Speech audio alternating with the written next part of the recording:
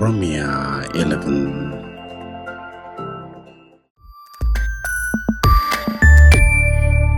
Oduu gammachiisaa hawaasa Oromoo hundaaf waldaan ogeeyyota fayyaa Oromoo idil addunyaa ayhoppaan addameen Minnesota Dipaartimentii Fayyaa Minnesota dhaabbata Wheelchair International Dipaartimentii Fayyaa Raamzii Kaawurii fi OROMIA11 wajjin ta'uudhaan sagantaa talaallii dhibee koronaa kennuuf jalqabee jira.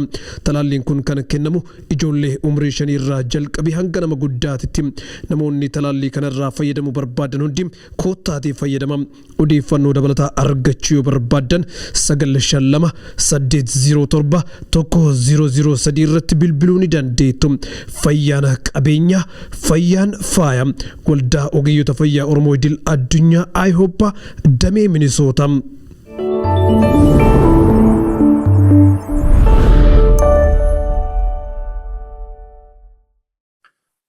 Ashamar kafuuni akkam jirtu hordoftoota OROMIA11 kun sagantaa Koottu Dhufeeti.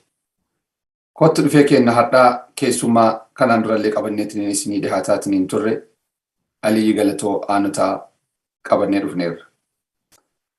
Aliyyi Galatoo Aanotaa ijaarsa hawaasaa irratti barsiisummaadhaa fi ogummaalee garaagaraa irratti nama hirmaate, umrii dargaggummaatiin bakka baay'ee irratti nama hojjete.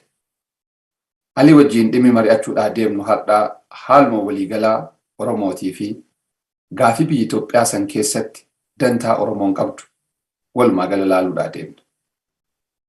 Alii baga nagaan dhufte anaa dhufu. Galatoo.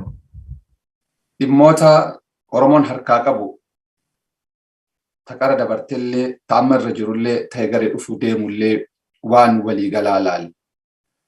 Qabxiilee Oromoon Itoophiyaa wajjin irra wal dhabdu.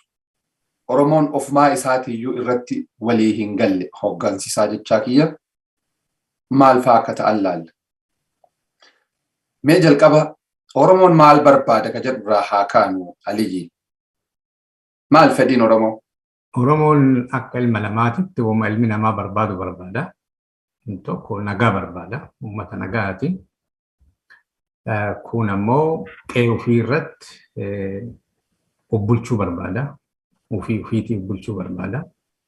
Qabeenya waan kenneef qaba. Qabeenya ofii tanarratti ofiillee fayyadamee namni isa keessa jirullee akka itti fayyadamuu danda'u karaa nagaatiin, karaa seera qabeessaan itti fayyadamuu barbaada.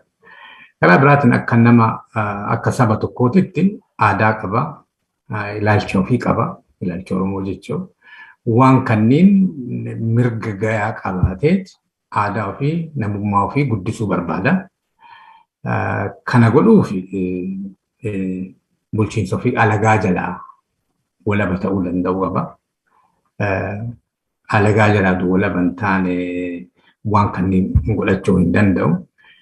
Yeroo alagaa jala jiru wanti isaa martuu hin guddatu jechuudha yeroo dheeraa fi kanumaaf waggaa dhibbaaf waamana uummanni hagana guddaan kuni wanti hagammaa qancareeti waan didiqqaa addunyaan amma qabdu kana wanti dhabee hagammaa jiruuf sanii waliigalatti akkuma ilmi namaa itti jiraatu akkuma biyya alagaa kanatti itti jiraannu kanatti jiraachuma fedhii qaba jechuun jireenya san dhabeeti hagammaa jiraachuuf wal'aansa godhaara jechuudha. Walaba yoo jennu walabummaan isaa kuni biyya of danda'e ta'eetiin jiraachuu moo Itoophiyaa keessatti jiraachuu moo maali? Amma gaafileen kunniin yeroo baay'ee Oromoon Itoophiyaa keessatti Itoophiyaa dimokiraatoomteen jiraachuu qaba kanneen jedhan jiru.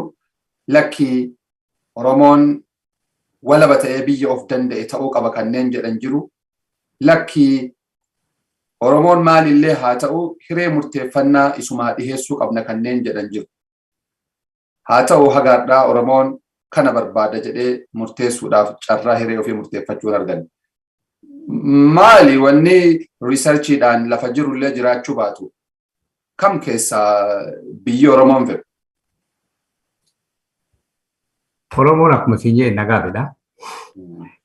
Biyya ofii irratti abbaa ta'uu barbaada. Qabeenya ofii itti fayyadamee ijoollee fi nagaan guddifatee addunyaa kana keessatti ijoolleen isaa addunyaa biyya Oromiyaatiin hin taane addunyaa kanaallee bu'aa akka buusuu danda'u aadaa isaa, qabeenyi isaa, namummaa isaa, ilaalchi isaa addunyaa kanaafuu faayidaa qaba.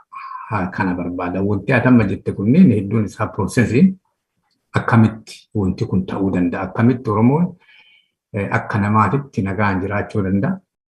Akka sabaatitti akkamitti wal bulchuu danda'a. Waan qabu kan akkamitti fayyadamuu danda'a. Kamtu isaa mala. Waan isaa malu Oromootu murteeffata. Oromoon hagammaa homaa murteeffachuu hin dandeenye. Namni isa gaafatallee hin jiru. Dhaabni siyaasaa adda addaa akkanatu isaa ta'a, akkanatu isaan ta'uu jedhanii irratti dhiyeessan. Yaanni jiru martuu uummata akka rakkoo hin qabu. Itoophiyaa keessa jiraataa fi Itoophiyaa ala jiraataan kun gaafii qajeelaa miti Oromoof. Gaafii warra isa cunqurfatu irraa dhufu. Oromoon Itoophiyaa keessa biyya addaa wanti jedhamu jiru. Oromoon lafa ofiirra jira. Naqee namaa wayituu hin dhabne. Waan amma ofii ubbulchuu qabeenya ofiitti fayyadamu aadaa ofii guddifachuu alagatu waan kan irra taa'ee dhoggeeraan. Walabummaa yeroo jedhamu wanti walabummaa jedhamu kuni kontiroolii ala ta'u jechuudha. Wanti wayii kontiroola si godhu ala ta'u. Fakkeenyaaf biyyiti biraa yookiin immoo sabni biraa dhufee sirra taa'eeti atoomaa waan isaan barbaadanii ala waan biraa gootee hin dandeettu.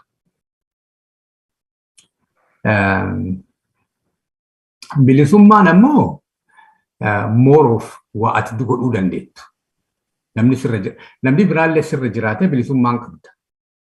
Bilisummaan kun waan tokko lama miti.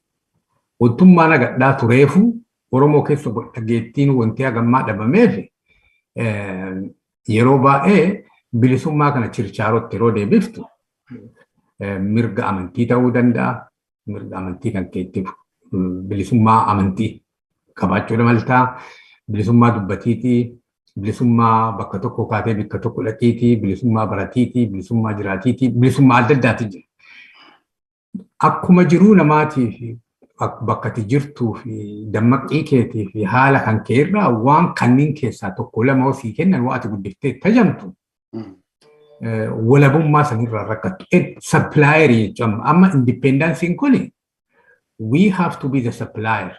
Bilisummaa ummata Oromootii kennuu qaba malee alagaan saffaraati nama barbaade kennee, nama barbaade hidhee, nama barbaade ajjeese akkasii korata warri si koloneeffateeru jechuudha.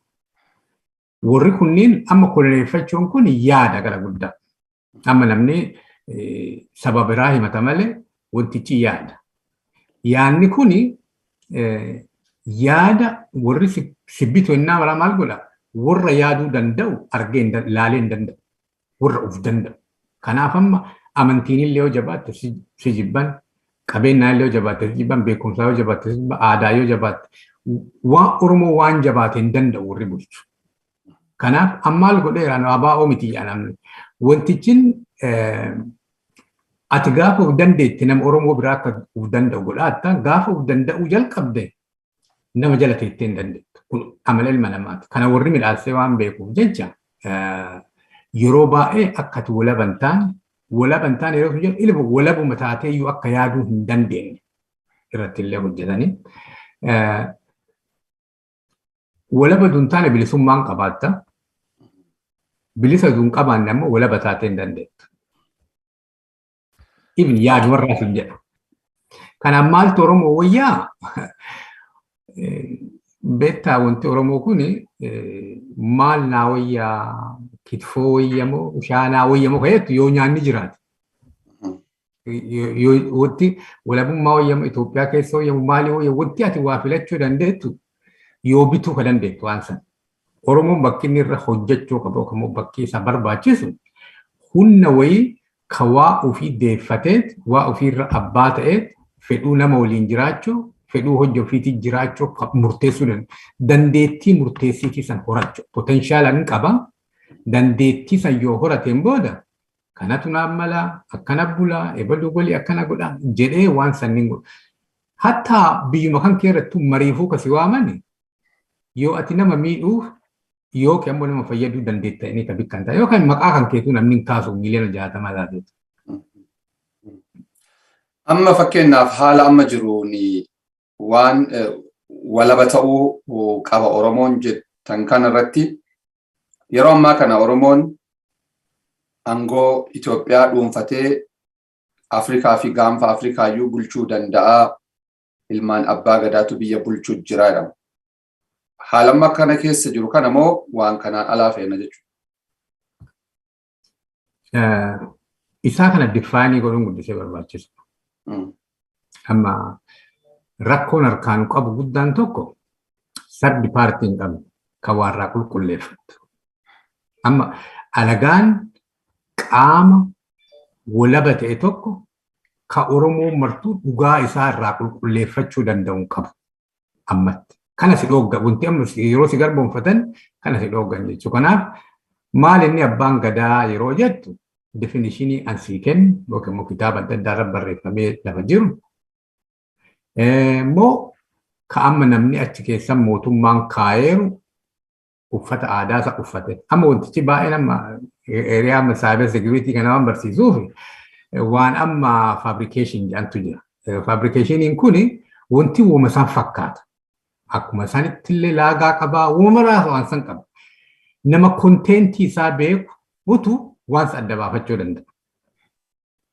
Amma abbaan gadaa normaalii mootummaa keessaa miti kan jiraatu. Abbaan gadaa dhugaa irratti waa hundaa'e tokko. Malee abbaan gadaa yoo gadaanuu jiraate Itoophiyaan takkumaa gadaayyuu hin beektu beek. Itoophiyaa biyyatti hamdituuni gadaan tokko amma yeroomi Itoophiyaa yeroo beekti Itoophiyaa yeroo hin beektu. Garuu haa ta'u sirni gadaa haga muraasaa exercise godhamaa jira. Erga mootummaa ce'umsaa Abiy Ahmed qabatee as Finfinneetti waggaa 100 booda irreechi sirriitti kabajameera. Akkasumatti ammoo gadaadhaaf illee akka babal'ifamu fedhii guddaa jira jedha bulchiinsi mootummaa naannoo Oromiyaa. Amma akkuma kun gabaa meeshaa baasanii gurguran kan argite. Gabaa akkasii meeshaa akkasiitti ture guyyaa biraa dhaxxamoo hin jiraatu. Namicha waan gabaasa waan san fidee gurgurutu murteessa jechuudha. Amma ati amma gadaan ka jiraatu yoo uummanni Oromoo bilisa walabummaa ofii qabaate yaadu yoo danda'e. Amma namni Oromoo maaf yaadda jedhanii mana ajjeesanii. Yeroo amma nama tokko yaada isaatii ajjeesan abbaan gadaa jiraachuu hin danda'u. Amma abbaan gadaa hin jiraaf hin jiruun abbaan gadaa uma jira. Gaafa Oromoo hin jiru abbaan gadaa jiraata. Abbaan gadaa sun akka abbaa gadaatitti hin jiraadha jedhe waan Oromoon dhadhamu kana dhadhamuu qaban illee. Amma abbaan gadaallee akkuma kun barattoonni hayyoonni Oromoo itti yaadan kanatti yoo ka yaadu taate Oromoo dhadhamu hidhaa ajjeechaa silaa dhiyoo tanaa argite hedduu isaanii fixanii jarri kunni waan balleesse wayituu hin qabu. Yoo ammoo ufambisuu hin dandeetta abbaa gadaa taateet ufambiseet abbaa gadummaa ajjeesaa yoo jette jiraachuu hin dandeetta. Simboolii taatee abbaa gadaati mootummaan kun akkasii waamana jettee akkuma namni itti jiru kana jechuudha. Mootummaan illee beekaa uummanni Oromoo illee beeka. Yeroo ammaa abbaan gadaan jira gadaan hin jiru biyya keessa. Abbaa gadaati jira malee gadaan hin jiru. Abbaa gadaa yeroo hin jiru nama dandeettii san qabu beekumsa san qabu nama uummata tajaajiluu barbaadu. Ulee gadi gaditti bakka mootummaa hin miidhagama fakkeenyaaf Boorana fakkeessa some extent uma jira. Oduu Oromoo oduu mootummaa ka miidhuu danda'u taate jiraachuu hin danda'u. Bakki amma abbaan gadaa gaafni jiraatu gaafa ilmaan Oromoo nama biraallee ta'uu hin danda'a. Uummata sodaachuu dhiisan. Fakkeenyaaf mootummaa Oromoo dhufe Oromoo waan sodaatuuf hin qabu. Mootummaan kun mootummaa Oromoo akka hin taane mootummaa abbaa gadaa akka hin taane abbaa gadaa sodaachuu isaati. abbaa gadaa isaa sodaachuusaa abbaa gadaa ajjeesuurra sodaachuurra haa ta'e yaada isaanii sodaatu. Uummanni kun uumaatti dhukaasaan jiru, uumaa wal ajjaan jiru, yaaduma isaanii warri abbaa gadaa jiraachuun uummata Oromootiif faayidaa akka qabu waan beekaniif jecha isaan ajjeesan. Wanti ajjeesaniif maali? Wanti isaan deemaniif waa Oromootiin. Kanaaf abbaan gadaallee mootummaa abbaa gadaa wayituu hin jiru. Wanti arakkiloo jiru suni yoo hajaa isaanii wanti eegu jiraate Oromoo bu'aa buusan. Oromoo bu'aa buusaan jiran sinyaan jiru. Oromoo bu'aan buusanii garuu wanti isaa Oromoo bu'aa buusaniif yoo isaanii bu'aa qabaate calla. Yoo isaanii bu'aa hin qabaanne waa Oromoo takka illee hojjetan.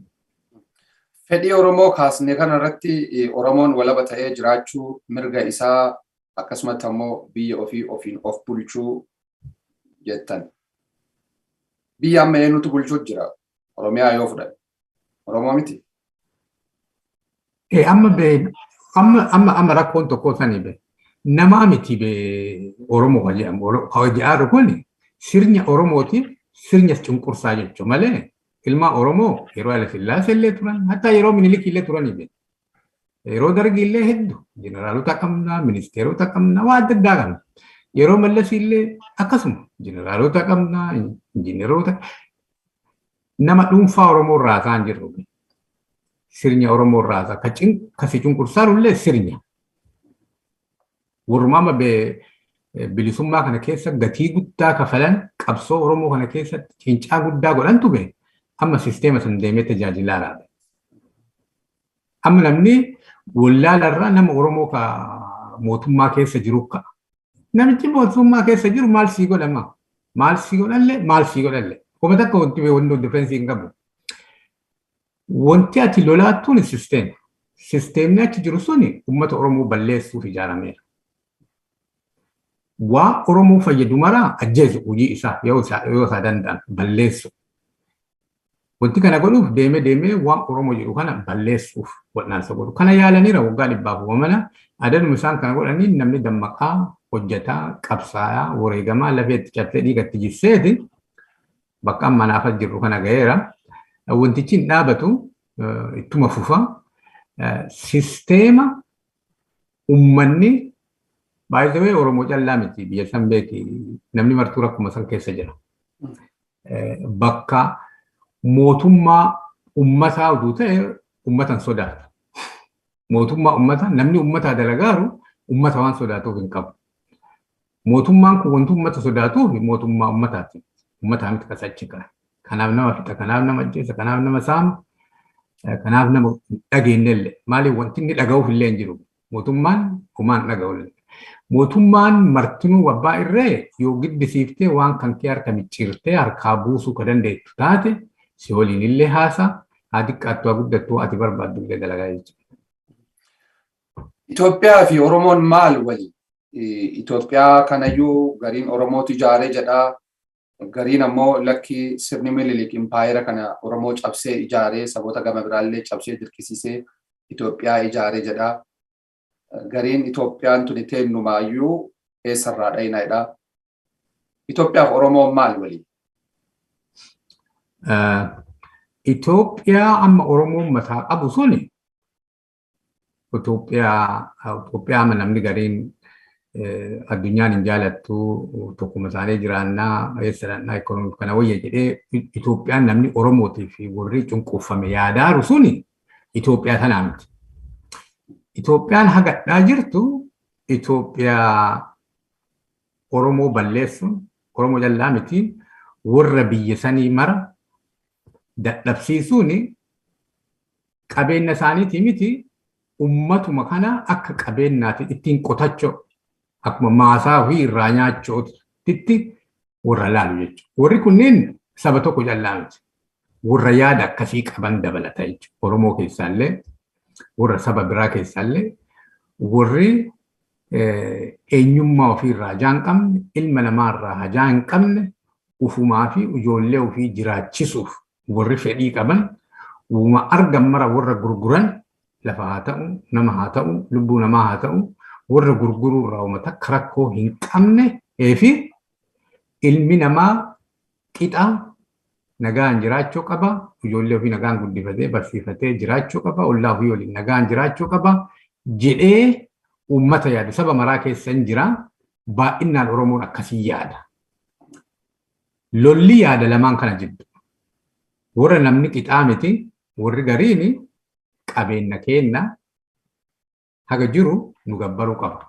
Warra jedhuufi warra ilmi namaa qixa ta'ee hiree qixa qabaatee mirga qixa qabaatee jiraachuu qaba kan jedhu. Wanti amma Itoophiyaa fi Oromiyaa fi maaliin jedhu kunneen bulchiinsa. Sanii miti lolli guddaan. Bakki rakkoon itti uumamteettu warra namni qixaa fi namni qixaa miti. Yaanni kun uduu furame warri amma namni qixa jedhu uduu mo'ate jara kaan giddima qixxeessa. Kanaaf rakkoon Itoophiyaa Oromoo irraa dhufa malee saba kaawwan irraa dhufee hin danda'u. Sabni kuuwwan gariin isaanii humna hin qaban, humna waan kallattii hin godhan. Ji'oogiraafikaalillee nu amma seenterarra jirra, lakkoofsaan illee guddaa, namallee hedduu qabna, humnallee hedduu qabna. Nu amma orgaanaayizima godhuu callaa laafii kun soolishiiniin nurraa dhufa jechuudha.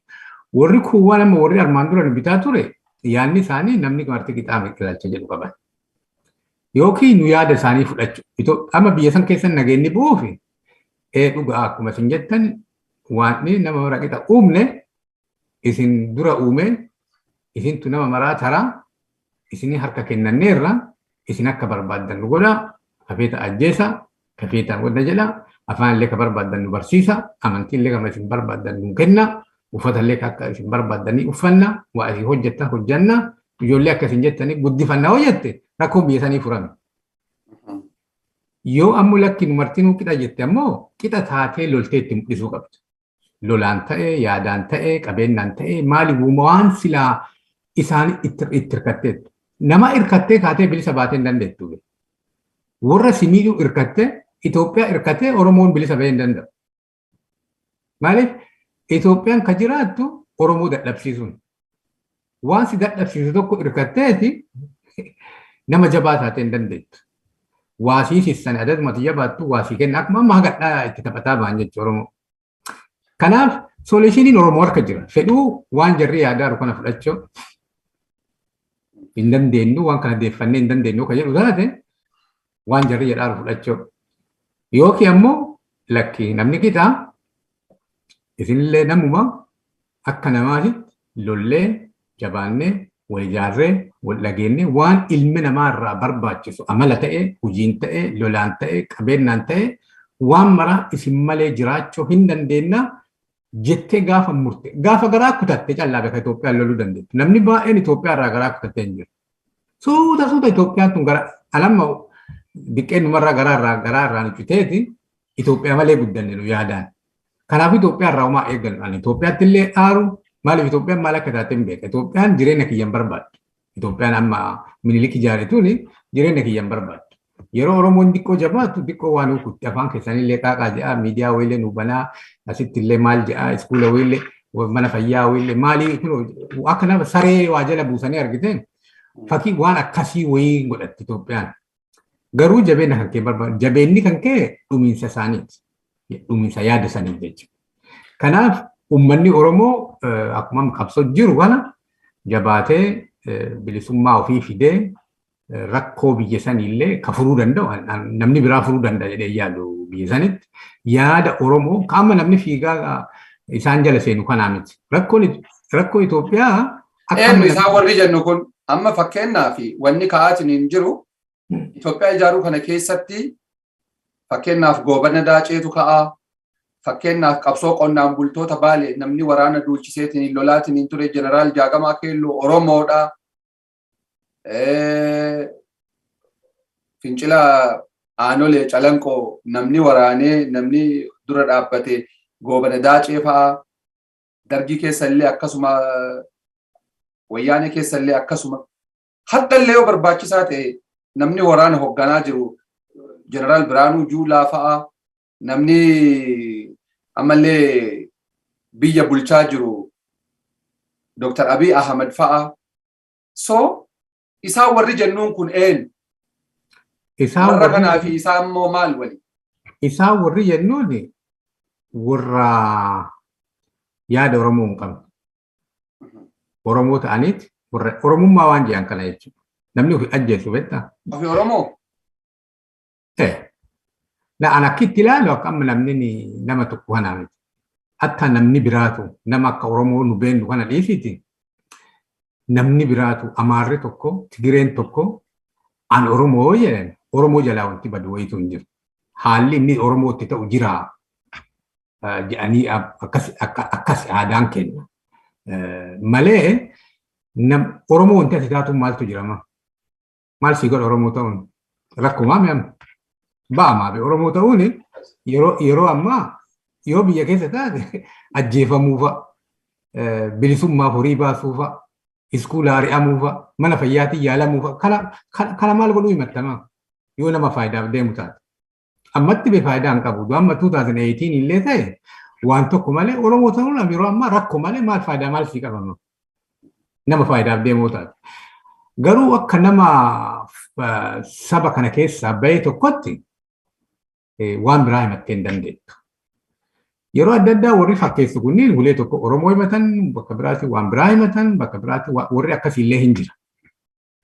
Garuu an akka allaalutti nama tokkorra xiyyeeffachuu hin qabu. Sabni hagana guddaa dhiisiiti maatiin tokko hattuu qaba, kijibaa qaba, wallaalaa qaba, dammaqaa qaba, goota qaba maatiin. Kanaafuu wanti ati irra fookasii godhuu qabdu nama dhuunfaatii miti. Yaanni Oromoo maali? Oromoo maaltu ta'a? Sisteema akkamitti ijaarra? Akkamitti Oromoo kanaa wareegamnee lafeetti cabsinee akkuma uummanni keenya itti godhaaru kana jechuudha. Bahee maatima tokko keessaa tokko bosona jira, tokko mootummaa keessa jira. Ergasee dubbiin dubbii maatii iyyuu miti, dubbiin dubbii Oromoo ta'anii dhalachuu iyyuu miti. Dubbiin dubbii dammaqqiiti. Oromummaa. Oromummaan jiraatu malee an akka namaatti of ilaalee hin danda'u irra jedhutu qabeenya dhiisanii, barnoota dhiisanii, biyya alaa dhiisanii, rakkoo adda addaa dhiisaniiti, waan mara dhiisaniiti nama Oromoon nama isa nama godhee akka namaatti addunyaa kana keessa mul'isuuf jecha lubbuun tiyya haa baatu jedhaniiti hagas deemaniiran warri dammaqqii qaban. Warri Oromoo kanaa gatii kennaniiran. Warri Oromoo tuffatan maali jedhan Oromoo gurguratan, Oromoo ajjeesisan kunneen waan hedduurraa burqa. Garii aariirraa burqa, gariin hiyyummaarraa dhufa, garii wallaalarraa dhufa, garii bakka jiranirra waa hedduutti dhaaqaba jechuun jedha akka saayinsiititti yoo ilaaltu akka amma namni jedhe galtuu fi haltuu fi maalii kana callaa miti. Waa hedduu jira. Odeeffannoo dhabutu jira. Nama xiiqii qabachuu jira. Oromoo tanaayyuu qabsooftee kaateeti akka ati eeddetti namni tajaajillee ta'a. Waa hedduutti dhaaqaba jechuudha. Kanaaf nama dhuunfaatee miti. Nama dhuunfaatti fayyadamuu hin dandeetta. Warra sisteema keessa jirullee. Argitee nama haala gaarii keessa jiru waa dida. Amma oduu nama hayyoota keenya ajjeesan kaanidhaan kaan maal jedhani yeroo waa arrabsinu, yeroo waa tuffannu, yeroo waa jibbinu, yeroo waa akkasii goonee hin dandeenye lekcharii san hin qabnu. Nama guyya guyyaa harcaara. Nama guyya guyyaa ajjeefamaa. Nama guyya guyyaan qeerraa buqqaa beelaa dhumataara namni. Kanaaf amma namni amma keessattuu namni akka kennaa kun okulee gaarii jiru kunneen rakkoo irratti miti fookasii godhuu qabu. Waan nu danda'ame hatattamatti. Namni halkan tokko buluu dadhabeera biyya keessatti. Miidhaarra gahu, ajjechaarra gahu, beelarraa waa hedduu keessa jira. Haala badaa keessa waan jiruuf jecha. Eentu Oromoo miti kanarraa rakkachuu hin qabu. Kun amma siyaasa gaarii miti Oromoo keessatti. Ka biraa haala mijjeessiteeti. Beeki haala mijjeessitee warri sisteema keessa jirullee akkamitti qabsoo kan akka itti gargaaru mijjeessuu qabda. Warra raasaa jiru miti. Warra achi jiru mijjeessitee daftee wanti kun akkamitti akka deemu. Bakki irratti fookasii godhuu qabnu namni nu balleessu kun akka waan keenya hin balleessin akkamitti fanna sun amma waa'ee securityiti. Sun waan biraati, completely waan biraati. Waa hojjennu kan akka nu jalaan balleessin waan gaarii keenya maqaan keenya akka hin tuqamne sunniin waan biraati. Biraandii maneejii godhuun security wanna jechuun haalli keenya akka sunniin waan biraati. Wanti nu irra fookasii godhuu qabnu abbiyyii miti. Yoo amma achi abiyyiin kaasanii lammaan taa'e ammallee qaaqaa lammaa akkasii jennaan lammaa daawun abbii daawun jennaan ammallee wanti irratti ta'uu qabnu Oromoon maal barbaada?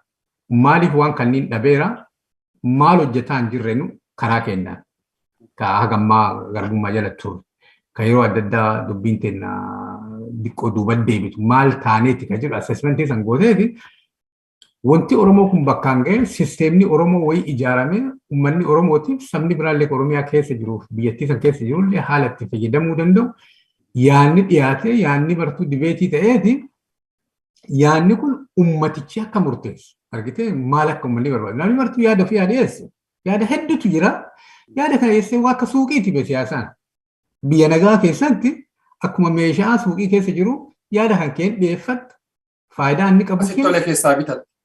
Kasittolee keessaa bitatu. Haala sanniin shaakaluu qaba namni. Yaaduma aliyyii callaa fudhadhaa.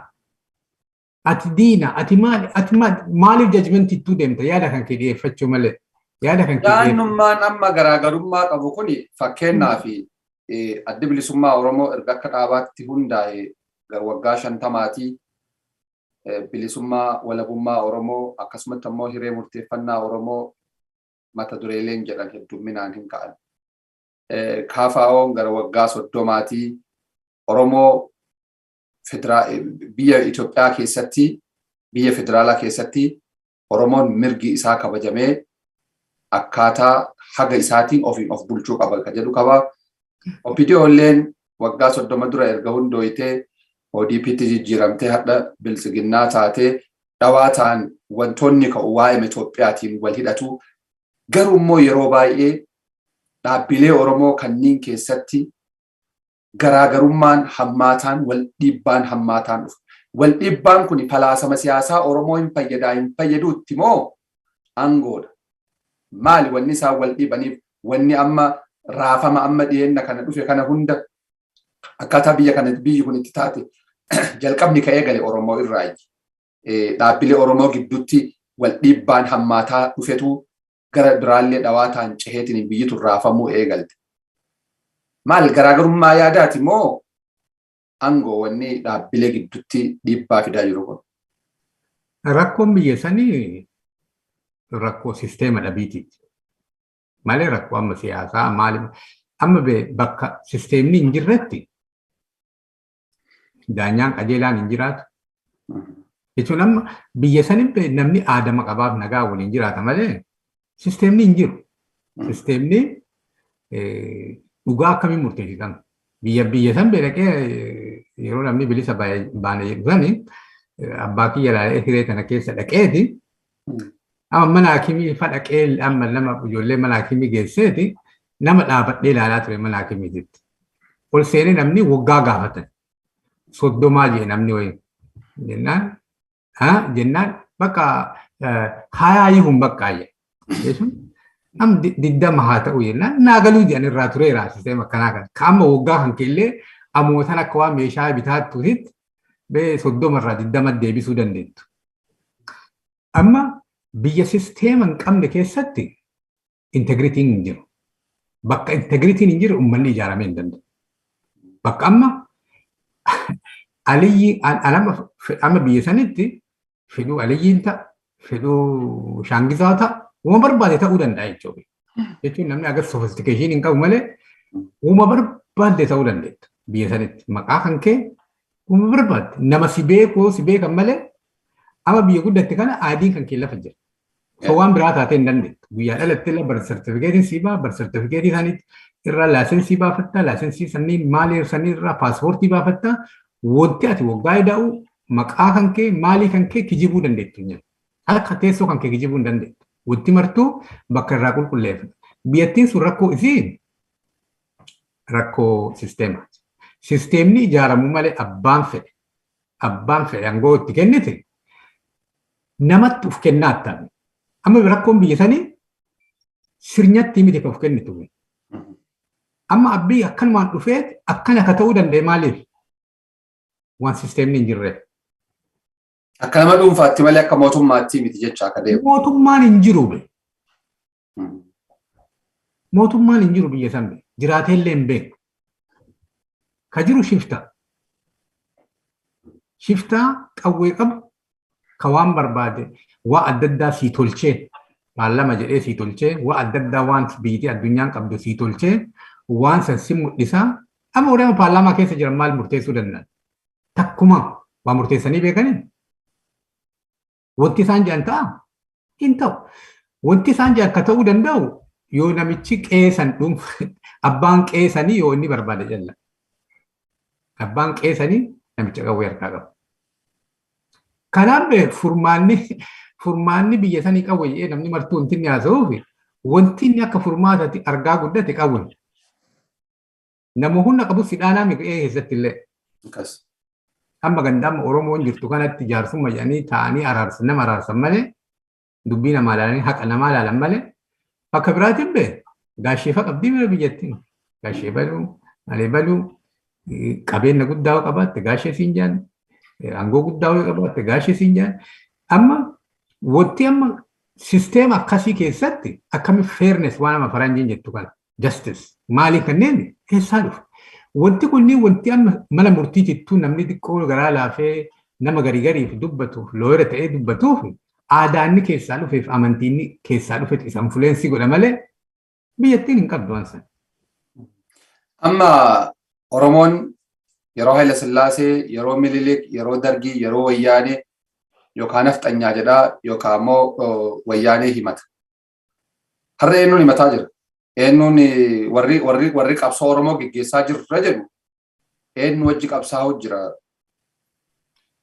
Qabsaa'onni warri dhugaan dammaqani rakkoo isaanii sisteema waliin. Sisteemni kuni warra wayitu warri qawwee qabu nama giddisiisee nama ajjeesuun nama saamuun qeerra nama buqqisuun yaada nama dhoogguun warra si akka qabeenyaatitti yookiin immoo akka qotiyyootti siin qotachuu barbaaduuf warra annama waan akka namaatiin na uume kanaafuu si gajjadheen salaatu du'ee bada malee warra jedhu jidduutti. Warri kuuwwani waan isaan irra geerraa qabsoo dabalaman yookiin obboleessa jalaa ajjeesan amma nama hedduu gaafadhaan.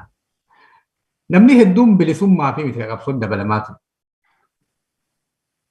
Maaliif qabsoo dabalamtee yoo jettuun obboleessa keenya jalaa ajjeesanidha. Hawwii obboleessaan kee ajjeesuu baatanii qabsootti dhuftu jettaan.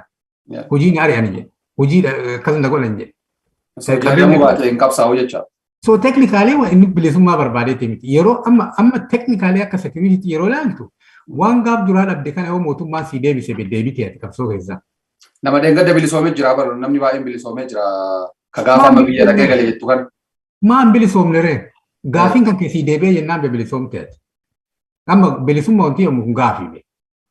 Amma bilisummaa wanti yommuu kun akka dhuunfaati jechuudha. Definishiniin saayinsii akkuma jiru ta'eeti akka dhuunfaatitti waan qara dhabdee argachuu hin danda'u jettee abdii murteetti. Fakkeenyaaf nama wayii sharataniin keessatti afaan Oromoo dubbannee uffata aadaa uffannee jedhee haasa'u jechuun amma namni tuffata waan san inni takkumaa wanti akkanaa udu'an jiru wanti akkasiin dhalata jedhee eegee. Oromoo sharatan seenee uffata aadaa uffatee afaan Oromoo haasa'e jedhee tilmaamee hin beeku. Takkumaa waan yaadee hin beekneef inni dhugaayyuu yaara waan kana. Atamma tuffattee hin dandeettu waan san. Because namni martuu experience adda addaa qaba. Nigitee sharatanii dhiisiiti magaalaa Miliqoo keessatti namni afaan Oromoo dubbachuun baay'ee rakkoo ture uffata aadaa uffattee deemuu dhiisiiti. Bilisummaan dhugaa akkuma jirtu bilisummaa keessaa tokkitti isin illee baay'ee beeka aadaa ofii guddifachuuf maali jechuun. Kanaaf namni waa dhabeef qabsoo dabalamu waan sanuu argate qabsoon dhiisa. Kana beekuu qaba namni. Ebaloo akkamii jijjiiramee ebaloo akkana ta'ee maali ta'e namichi ammoo an ilma namaati waaqan na uume biistuni mirga kiyyan kabajitu eenyummaa kiyya jibbiti namummaa kiyya jibbiti kan keetii yuumiti be namni gariin beeka nama biraatiifuu qabsaa amma biyya faranjii kanatti nama filisteemii du'aaruuf faranjii asitti malee dhaaseenti maaliif ilmi namaa udu'an jiru amantiin walitti dhufanii be filisteemii rakkataaru islaama jarri ammoo waan inni hin jiru jedhaasitti warri amma filisteemii hiriira bahu kun wanti waan dhagayamu hin jiru ragaan hin jiru warra jedhutu ilmi namaa namoonni akka Cheekuveeraa fa'aa jiru waraanaan illee biyya garaagaraa deemanii biyya bilisa baasaa ammallee akka itti aanu akkasuma qabsaa'ee akka deemu. Warri amma bilisummaa ilmi namaa garbicha ta'ee jiraachuu hin qabu jedhan addunyaa kanarra biyya biraatiif illee qabeenya isaanii lubbuu isaanii warri wareeganii jira. Warri bilisummaa amanan. Namni gariin ammoo biyyuma isaa irratti nama isa fakkaatu, nama aadaa isaa qabu, maalii qabu kana bilisummaa isaa kana caalaa namicha san horii wayitii yoo jijjiirate. Wanti inni dhabeeru mallaqa. Bilisummaa irraa maal qabdama? Yoo nama taateen booda bilisummaa wanti jedhamu kun nyaata mataati be. Nama wanti jedhamu kun mataa isaati. Ati du garaan quufne utuu rakkoon kan kee ka garaan deebine rakkoo mataan gaafattu. Amma namni garaa kana waan xiqqaa si'a namni. Diinni guddaan garaa kan keetii abbaan kiyya dura yeroo guddisu diinni guddaan nama biraa duudaan garaa kan keetii. Maali namichi garaa isaati waan qabne gaafii mataan gaafatu. Bilisummaan gaafii mataati.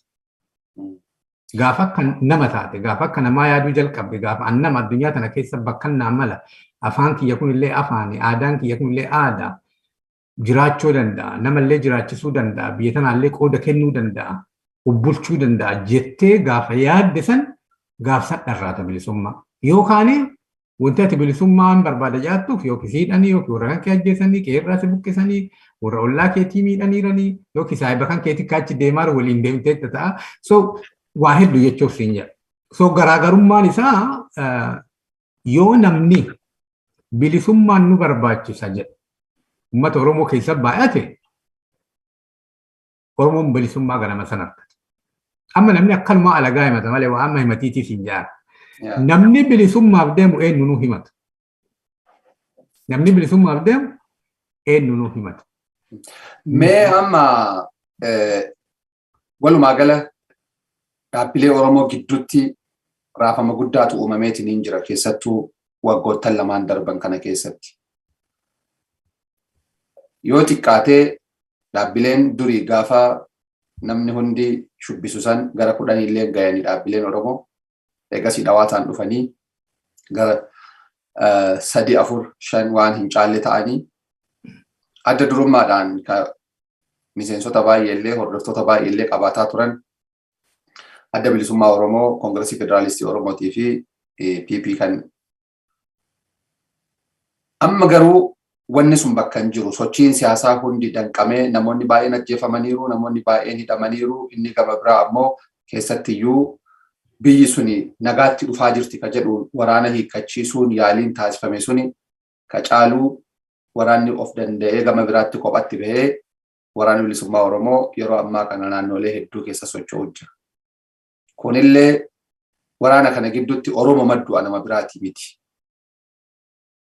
Waraana mootummaatii fi waraana adda bilisummaa Oromoo gidduutti gaafa wal waraana gidduu kana ka jiru nama qe'ee keessa nama magaalaa keessa jiru du'a ka wal waraanullee kanu.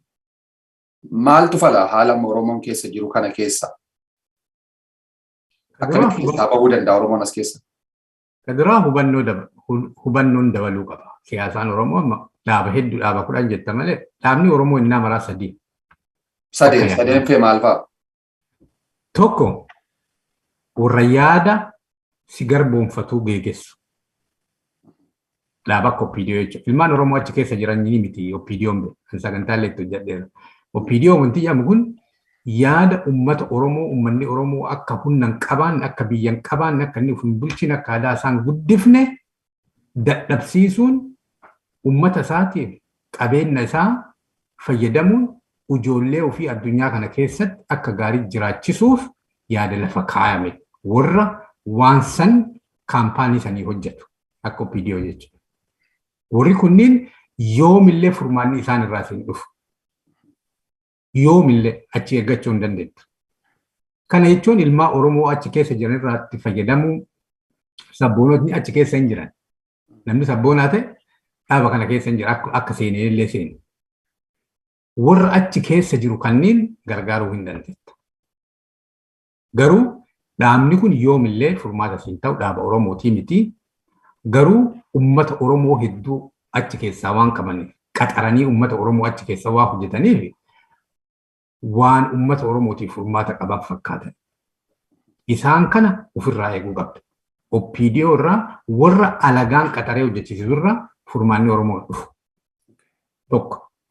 Lammaffaa warra Oromoon nama biyya qaba, yaada ofii qaba, qe'ee ofii irratti abbaa ta'e ofii bulchee qabeenya ofiitti fayyadamee aadaa ofii guddachuu qaba. Kanaaf lubbuu tiyya tokkittii qaalii tana wareegameet Oromiyaaf Oromoo jiraachisa jedhanii hojjechuu dhabuun waan biraati. Yaada san qaban ka yoomillee saba ofii haaluma fedhe keessattuu dabarsanii hin kennine. Warri sadaffaa warra yoo gandi OPDO ganda OPDO jooyinii godhu. Yeroo gandi OPDO ibiddaan nama gubee wanda jedhu ganda garanaa dhufu. Warra jidduu jiru jechuudha. Kun ammoo lakkoofsa baay'ee. Warri illitii amma jidduu kana jira. Warra sadaffaa kana keessa jiru. Warri waa qabu, warri waa namaa godhuu danda'u. Jajjabaan kunni soosaayitii maraa keessattuu akkas. Isaan jidduura dhaabatan. Ayyaan lallattu amma illitiin biyya marattu. Isaani yoo waa isaan qabanirra waa dabalaniif callaa socho'an. Yoo haalli OPDO keessatti jabaatu isuma wayyeessan jedhanii achi naqan. Yoo haalli kan taane hin waakkatanillee waan sanillee yeroo baay'ee hin waakkatan. Illiitii keessallee warri garana as jiran hin jiran jechuu fi yaamti. Namni garii aadaa fi amantii fi akka inni itti guddateerra uduma barnoota jabaa qabu, uduma qabeenya qabu warra amma lubbuu fi wareeguuf kennutu dhuma jira. Keessattuu zamana kana lakkoofsi isaanii baay'ateera. Garuu yoo argitee jiraatte hedduu isaanii OPDO illee akka jooyinii hin goone maqaa isaanii kana bada imeejii ofii kanallee protectii godhuu barbaadan. Gantuullee hattuullee waan ta'uun barbaadan. Yoo argitee jiraatte yeroo isaa haasan akka itti beektu yaanni isaanii gara tokkotti hin citu. Gidduu lamaan dhaabatan. Yaanni isaanii hinnaa maraa yaada Oromoo kanallee yeroo dhiyeessanii akka waa furamuu hin dandeenyetti haasa'an. Akka waa uummanni illee humna hin qabne tokkotti. Akka waa hojii guddaa barbaachisuutti. Furmaata illee waa ofii harkaa qabutti harkisan. Waan ofii harkaa qabanitti harkisan. Because galii isaanii of importantii godhu wannoo san keessatti. Piroosesii amma qabsoo Oromoo kana keessatti of importantii godhu. Warri kunniin ittiin beektu yeroo baay'ee maal keessa dhokatan. Waan amma Oromoon waliin rakkatu. Amma warri diraamaa naannoo jedhan, amantii jedhan, maalii jedhan, siyaasaa maali konfiijinii keessa jiraatan isaan. Uummata illee konfiijinii kana keessa jiraachisan. Yeroo baay'ee diraamaa hedduu uumanillee. Jechuun rakkoo hin jirre akka waa rakkoo guddaa wayii godhanii haasa. Amma sun ammoo yeroo baay'ee balleessa Oromoo keessatti. Waan silaa hojjetamuu qabu. Qabsaa'onni yeroo baay'ee namni hin dhaga'uun. Amma warroonni mirga Oromooti cichanii Oromoon eenyuyyuu gadi ta'uu hin qabu. Lafa abbaa isaa irratti biyya abbaa isaa irratti ofii of bulchuu qaba eenyummaanuu karaa isaa akeekuu hin qabu jedhanii cichan. Maal tooftaan qabsoo isaan itti fayyadaman? Haala kamiin waan jedhan kana ammoo galmaan gahuu danda'an mirga Oromoo kana? Waa hedduu godhu jira uummanni Oromoo silaa uummanni Oromoo lakkoofsu waan qabu fayyadameeti waan kana ariifachuu qaba tokko lakkoofsisaa hedduu waan kana lakkoofsa hedduu kana fayyadameeti advokeesii ama biyya alaatii yoo fudhatte rakkoo isaa kana waltumsanii akka vootingii haa ta'u waa adda addaatiin haala kanatti socho'anii mallaqa yeroo waliin guuran lakkoofsisaa guddaa waan ta'eef mallaqa guddaa baasanii risoorsii barbaachisu bituu irratti hiriira biyya keessa bayuu irratti lafa baay'ee lafa guddaa biyyattii san keessatti Itoophiyaa wanti jedhamtuun teeknikaalii OROMIA11 lafa guddaa irra jira lafa baay'ee murteessaa irra jira Finfinnee bakka amma 4 kiiloo kana marsee ka jiru Oromoo itti fayyadamuu dhabuun akka milkaa'utti itti hojjechuu dhabuu waan biraati Finfinneeyyuu baay'ee marsee qabee jira. Qabeenya guddaa qaba jechuun bakka qabeenya qabu jira qabeenya ofii kana fayyadamuu hin danda'a. Dargaggeessa hedduu qaba, nama barate hedduu qaba, aadaa bareedaa qaba, yaada bareedaa qaba. Fedhii isaa fedhii addunyaa waliin baay'ee waliin deema, nama tuquuf hin deemu, nama miidhuuf hin deemu. Ufumaa nagaan jiraachuu barbaada, ufumaa bulchuuf deema. Yaadni isaallee yaada gurguramuu danda'u. Oromoo callatti duntaan alagatti illee gurguramuu danda'u. Mootummaan kun qawwee waan fayyadamuu fi of protektii godhuuf warri hidhatee socho'ullee hin jira.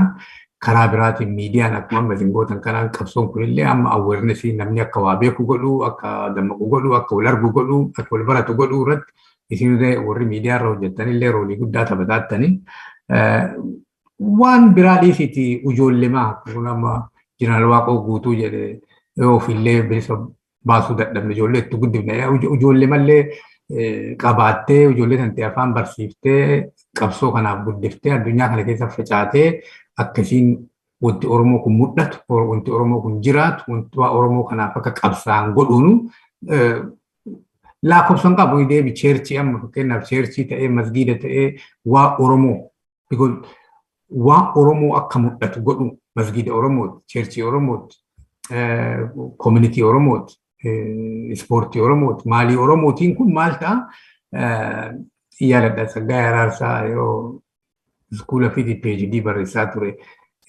waa'ee amma visibility haasa baay'ee natti tolaa ture because amma addunyaa kana keessatti jiraachuu miti murteessaa mul'achuu malee jiraatteellee namni biraa akka waan hin jirreetti si fudhata.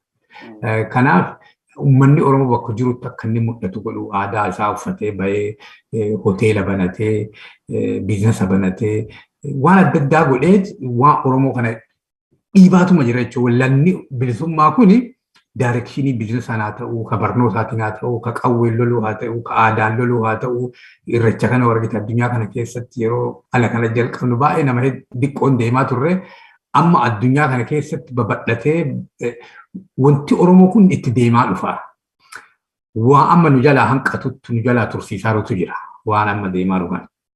Tokko waan nu barbaachisu dhiifneeti waan hin barbaanne irratti yeroo balleessu isa diqqeessu.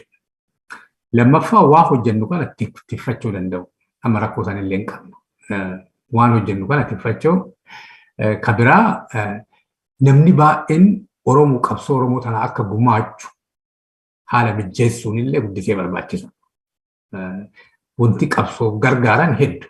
Yoo alagaallee jooyiniin goone bettaa gargaarsa guddaa qabsu. Waa kennuu hin qabdu. Yoo fayyadullee baatte miidhuu dhabuurra. Miidhuu dhabuurratti illee yoo hojjette ka biraa abdii nama mursiisuu baatte baatee miidiyaa irratti Oromoon gatiin qabu waliin dhaga'u namni keenya akkasii maali kanneen irraa yoo qusatte wanti namni Oromoo hin dhageenyeef hin jiru wanti inni hojjenneef hin jiru wanti inni dhabeeruu hin jiru. Waan qabu kana fayyadamee waan hin qabne akkaataa fidachuu irratti yoo hojjete wanna jechuudha. Amma dhiisiiti kunoo yeroo kaasetti doolaara 30 binnee injiraame sirbinu akka ammaa kana nama mirqaansuu miti gariin bittee wanna jettu san nu abdii guddaa qabnaa ture.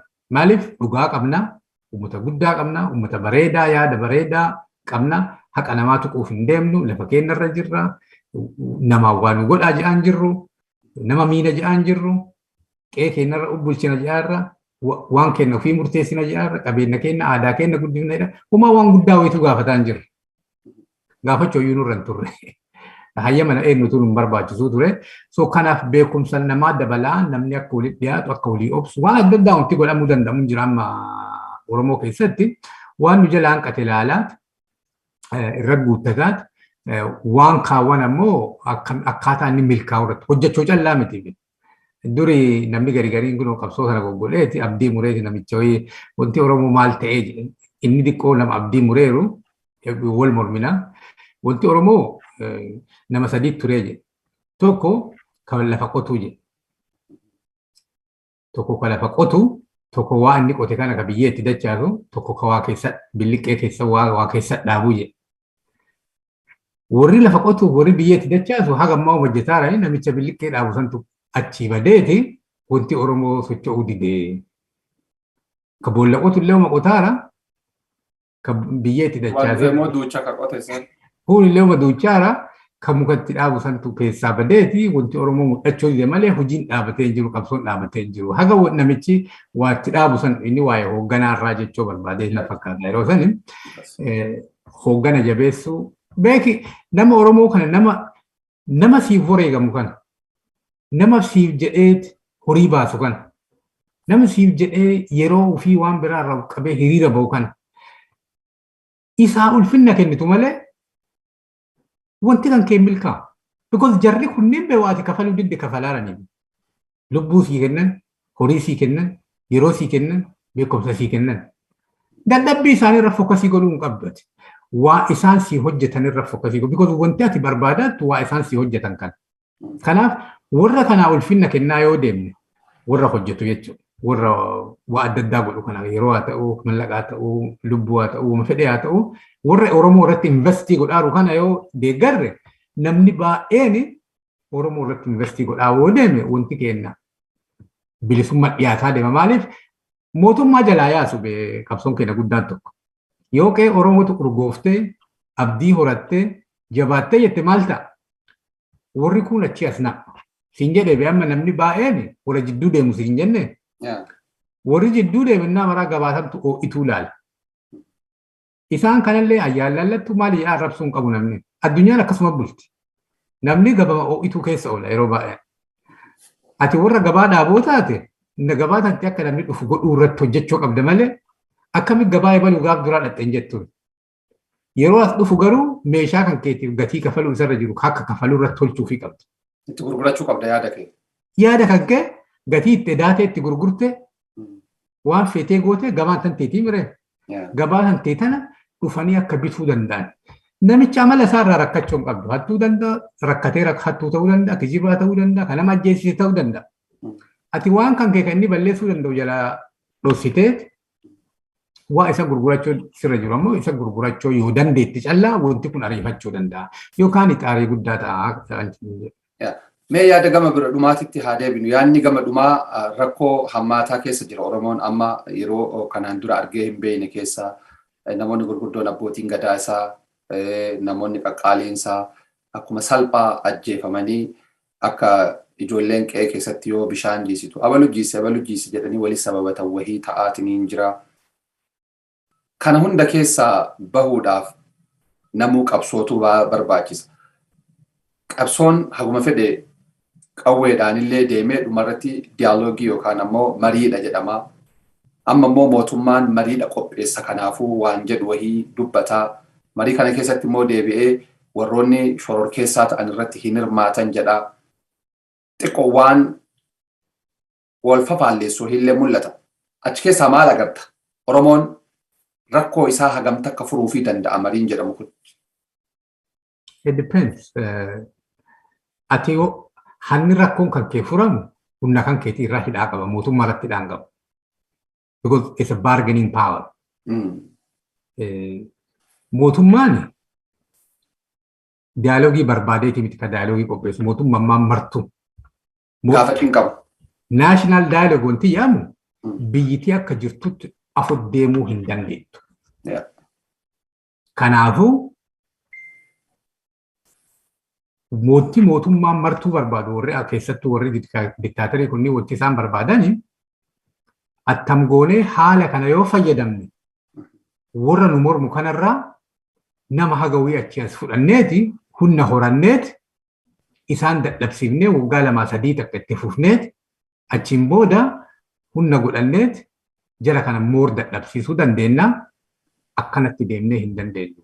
Kanaafuu waan isaan gaafatan kanneen hagawii waan nu miidhuu hin dandeenye long termitti ammatti isaaniif ammoo wiinii waan fakkaatu gooneet waan kana goona jedhanii taktikaalii godhanii yeroo baay'ee addunyaa kanarratti konseptiin kunillee baay'ee haarawaa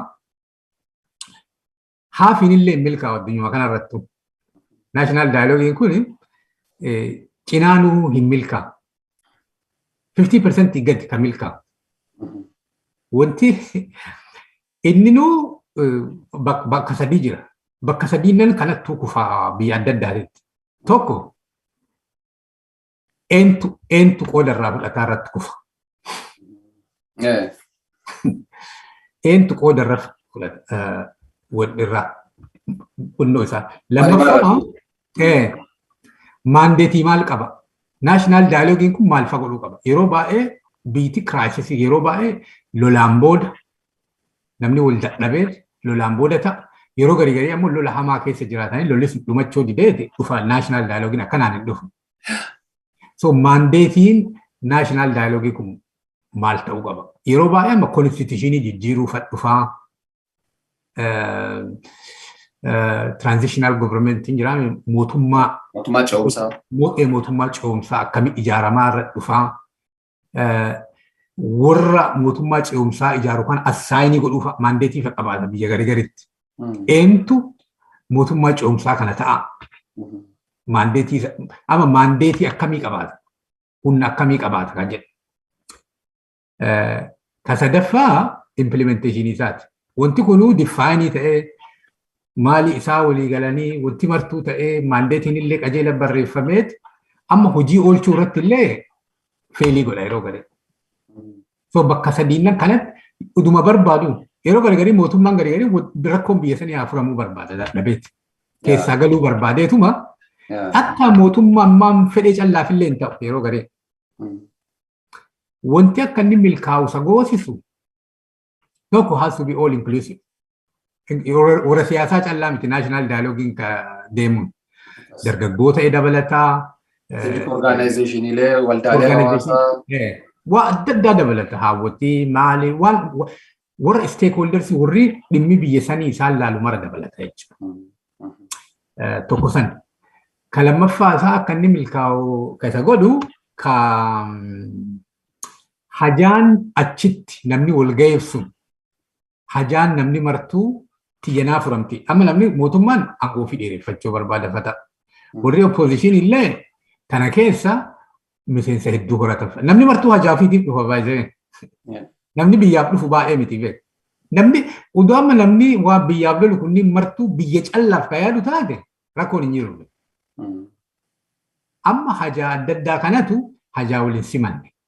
Martuu hajamaa beeku. Martuu yaadu malee. Yaanni kun kamtu qajeelaa miti kontekstii qaba.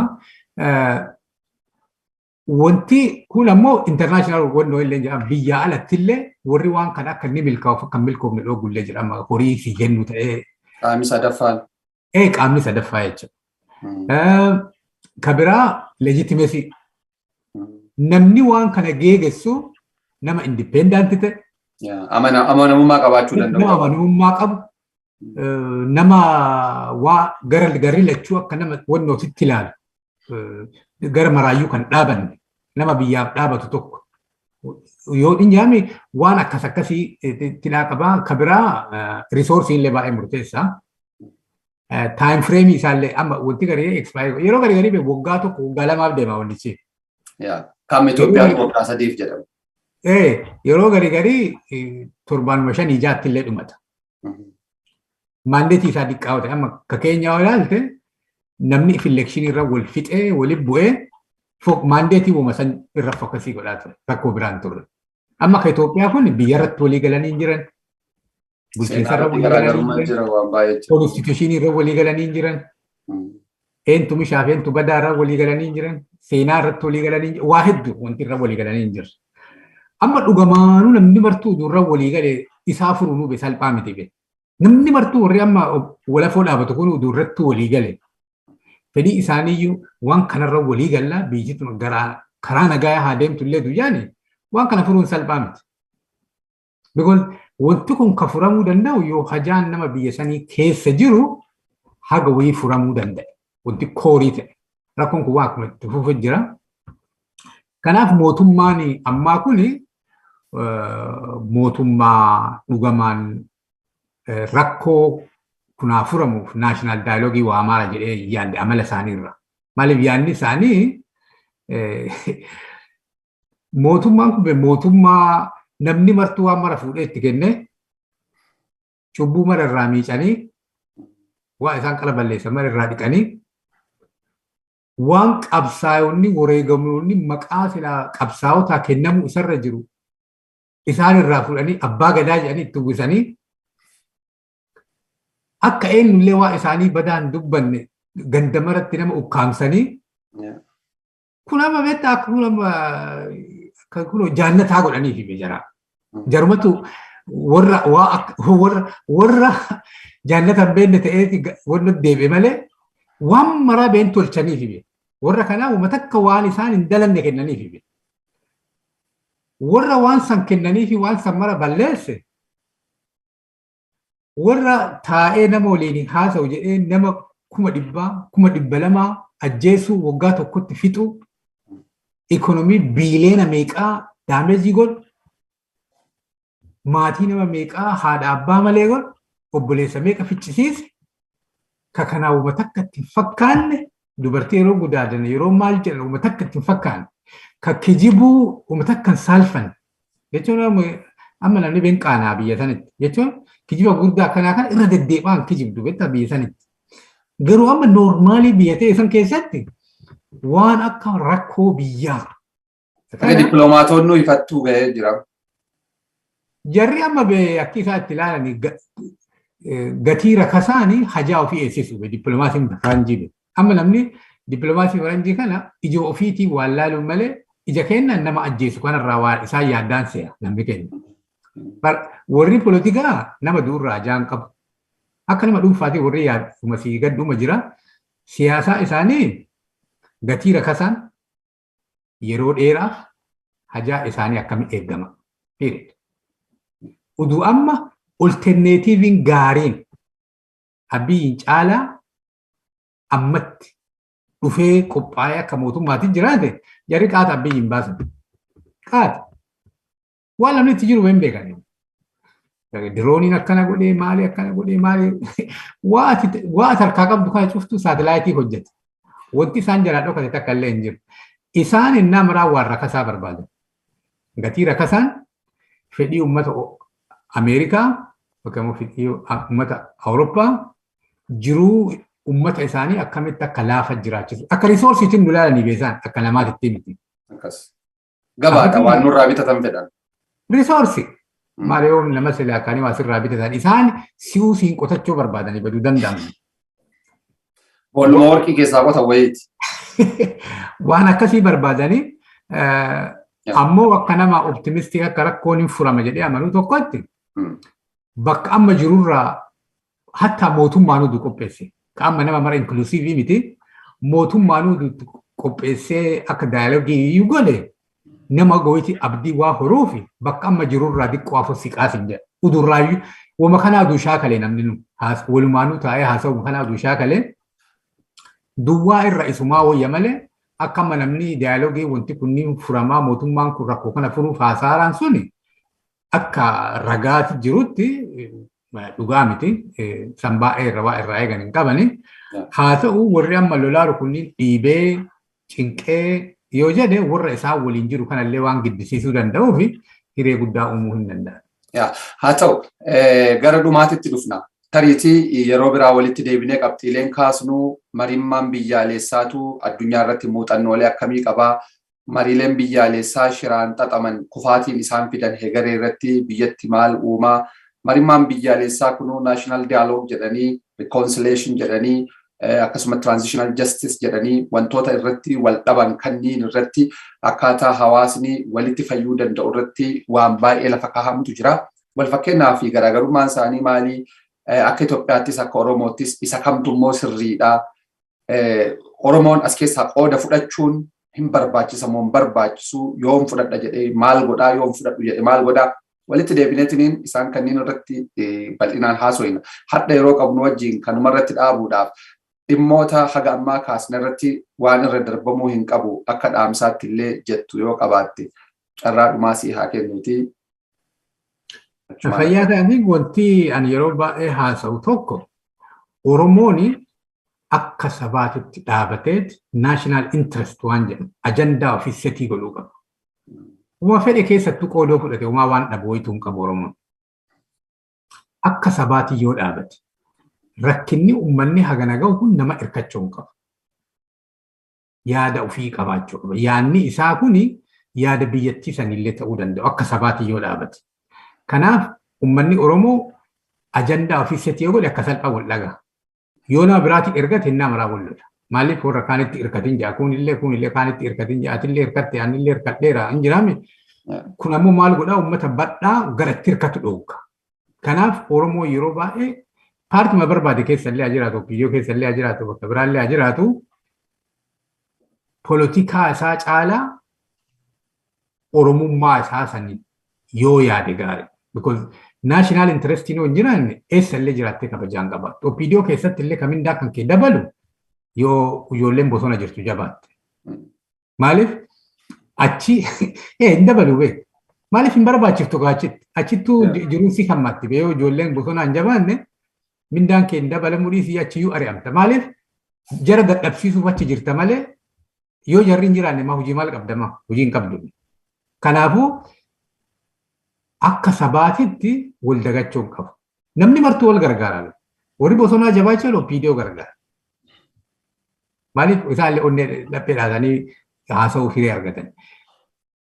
Warri bosonaallee OPDO akkuma jiru ilmaan Oromoo OPDO keessa jiru. OPDO miti. Dhaabichiin waan biraati. Dhaabichi Oromoo dadhabsiisu. Garuu ilmaan Oromoo OPDO keessa jirtu akkuma obboleeyyan ofiitiin ilaaluu qaba. Waa isaan hojjetan san hojjab baasu yeroo baay'ee tiyoorii amma cheerchitti haasa'amu. Cubbuun kennaa miti cubbamaan kennaa tiyoorii jedhu qabaan. Amma wanti ilmi Oromoo balleessu Oromoo miidhu suni kennaa miti. Isa alagaa nu miidhu sanitti deebisuu danda'u qabna. Garuu ilmaan Oromoo martuu kenna. Nama kenna kana cubbuu isaarraa deebi'uu danda'e yoo fayyuu danda'e beekumsa kenninee fi waan inni barbaachisu irraa goone isa barsiifne maal ta'ee haala inni itti gumaachuu danda'u hinnaa maraa mijjeessuu fi danda'u qabna. Yoo sangooni malee gamaaf gamana yoo jenne waan biraallee nu dabalaniit moor akka nu wal dhabnu.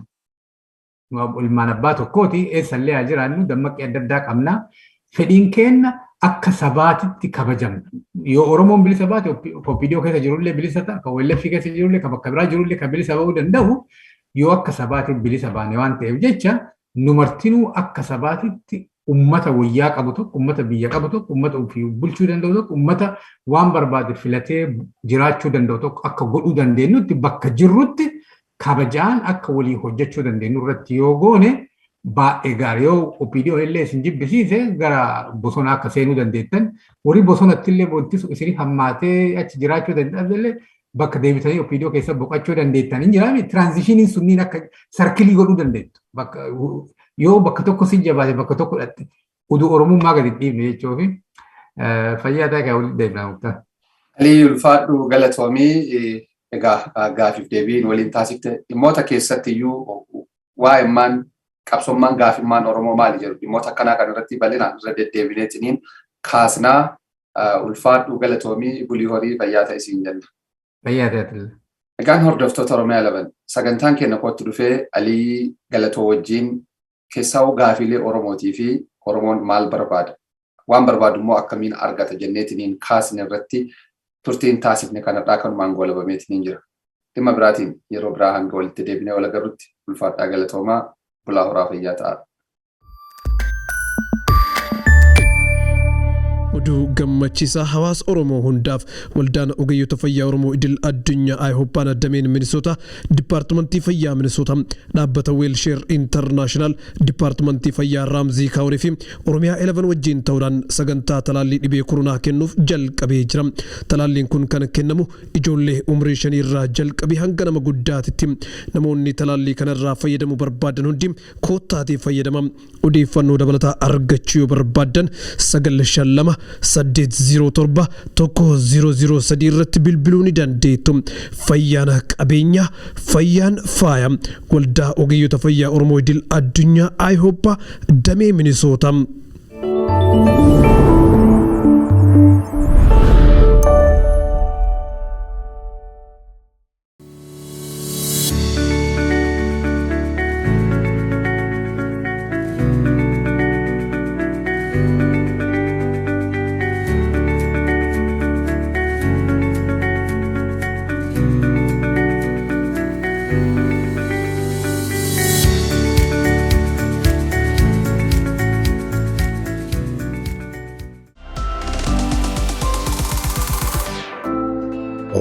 OROMIA11